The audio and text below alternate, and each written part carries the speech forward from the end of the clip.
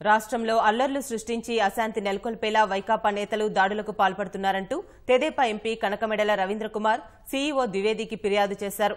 మైలవరంలో పోలీసులపై చేసిన దాడితో సహా పలు నియోజకవర్గాల్లో ఏదో ఒక రూపంలో అల్లర్లు సృష్టిస్తున్నారని ఫిర్యాదు చేశారు.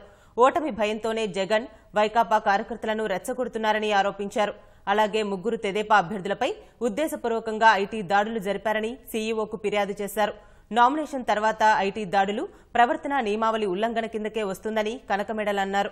తెదేపా ప్రతినిధుల ఫిర్యాదుపై స్పందించిన ఎన్నికల సంఘం ఐటీ అధికారులతో ఫోన్లో మాట్లాడి వివరణ కోరింది. దాడులపై లిఖితపూర్వక వివరణ ఇవ్వాలని ద్వివేది ఆదేశించారు. ఈరోజు రాష్ట్రంలో ఉన్నటువంటి ప్రతిపక్ష పార్టీ వైఎస్ జగన్మోహన్ రెడ్డి గారి పార్టీ, అటు కేంద్ర ప్రభుత్వము, వీళ్ళిద్దరూ కలిసి తెలుగుదేశం పార్టీ కార్యకర్తలపైన, అలాగే రాష్ట్రంలో ఉన్నటువంటి ప్రస్తుత పరిస్థితులపైన ఒక అశాంతి అల్లర్లు సృష్టించి ఎన్నికలు జరగకూడదు, ఎందుకంటే ఎదురుగా ఎన్నికల్లో ఓడిపోతామనే నిర్ధారణకు వచ్చి ఎన్నికలు జరగకూడదు, రాష్ట్రంలో వాతావరణం ప్రశాంతంగా ఉండకూడదు, పోలీసులు తమ విధులు నిర్వర్తించకూడదు, పోలీసులందరినీ కూడా భయభ్రాంతులు చేయాలా అని చెప్పేటువంటి దురుద్దేశంతో రాష్ట్ర వ్యాప్తంగా వాళ్ళు ఒక కార్యక్రమం ఎంచుకున్నారు.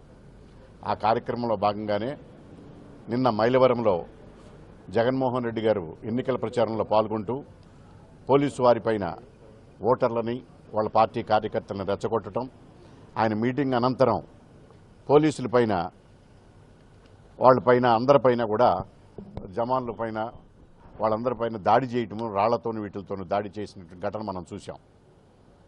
అలాగే పొన్నూరులో మా కార్యకర్త పైన నిన్న తెలుగుదేశం ఓటర్ల ప్రచారంలో ఎదురుపడినందుకు అతను ఆటో డ్రైవర్, అతని మీద దాడి చేయడం చూసాం. అలాగే తిక్కారెడ్డి గారిని ఇంతకుముందు కాల్చినటువంటి ఘటన చూసాం. రాష్ట్రంలో వివిధ ప్రాంతాల్లో జరుగుతున్నటువంటి ఈ దాడులపైన, నిన్న మైలవరం జరిగిన ఇన్సిడెంట్ పైన మేము ఎన్నికల కమిషనర్ గారి దృష్టికి తీసుకువచ్చాం. వాళ్ళు మైలవరం ఇన్సిడెంట్ మీద విచారణ చేశాం, దాని మీద కేసు రిజిస్టర్ చేస్తున్నాము అని చెప్పడం జరిగింది.